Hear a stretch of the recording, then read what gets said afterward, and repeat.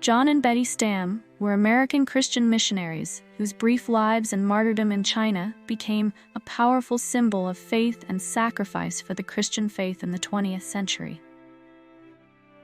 The year, 1934. The place, a remote area in inland China.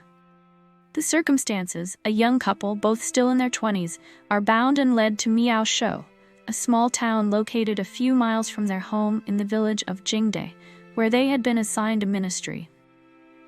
After removing their outer clothing, they were forced to walk to an execution hill outside the village that was referred to as Eagle Hill. Here, their communist captors first allowed them to stand together, still bound with their hands behind their backs, and then made to kneel. Betty Scott, born in the United States and raised by missionary parents, felt a strong call to ministry from a young age. John Stam, also from a devout background, felt a similar calling to China. They met at the Moody Bible Institute, married in 1933, and shortly after were appointed by the China Inland Mission Organization. It was known that there was communist activity not too far away, but it was felt that there was no danger.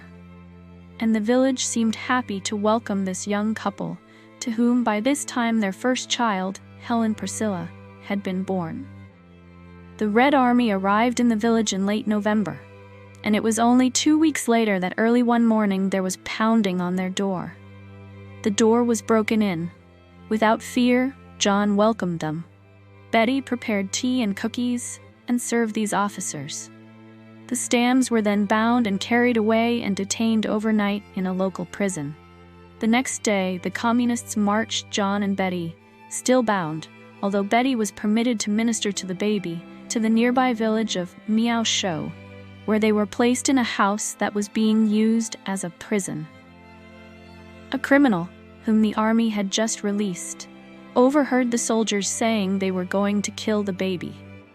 He pleaded that this 3-month-old child might be spared, saying that the baby did not deserve to die. The angry retort of the Red Army soldiers was, "Then it's your life for hers." He was killed on the spot, sparing the life of the infant. There were a few Christians in the village, the fruit of previous missionary work. One man, a peddler of medicine, pleaded for the release of the young Stams, but was cuffed by the communists, who later searched his house and found a Bible, confirming to them that he was a believer, and he was hacked to pieces. That fateful morning, John and Betty stood bound. According to one biographer, they apparently had exchanged a few words and then were ordered to kneel.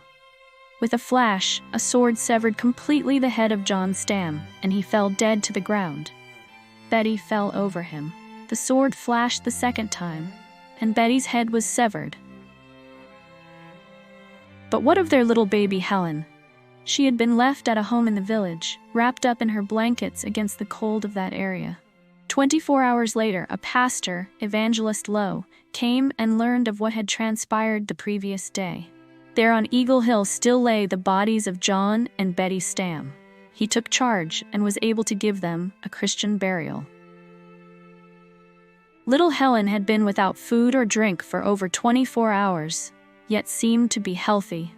Fearful that they might encounter rebel forces, the evangelist Lowe and his wife, with little Helen in a basket carried over a bamboo pole, made a 100-mile trek to a mission hospital. Along the way, they procured wet nurses to feed Helen and, at one place, were able to buy some powdered formula. It was again through the providence of God that Mrs. Lowe had had experience in a mission hospital and knew how to care for the missionary infant. Baby Helen was examined by a doctor at the mission hospital and pronounced in perfect health. Betty, in anticipation before her execution, had wrapped little Helen in her sleeping bag, where she also had placed a change of clean clothing and some diapers. 2 $5 bills were also found pinned inside her sleeping bag, obviously intended for emergency care for their child. Baby Helen was then taken to the home of her grandparents, Betty's parents, Dr. and Mrs. Scott, where she lived for 5 years.